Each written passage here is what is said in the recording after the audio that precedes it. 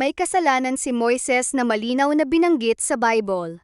At dahil dito, hindi siya pinayagang makapasok sa lupang pangako. Ang nangyari ay nasa Numbers 20, 1-12.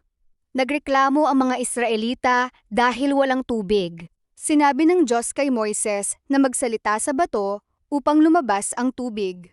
Ngunit sa halip, hinampas ni Moises ang bato ng 2 beses gamit ang kanyang tungkod. Dahil dito, sinabi ng Diyos na hindi niya pinarangalan at sinunod nang tama ang utos ng Panginoon sa harap ng mga Israelita. Sinabi rin sa Deuteronomy 32:51-52 na ang nangyari ay dahil hindi naging tapat si Moises sa Diyos sa pangyayaring iyon.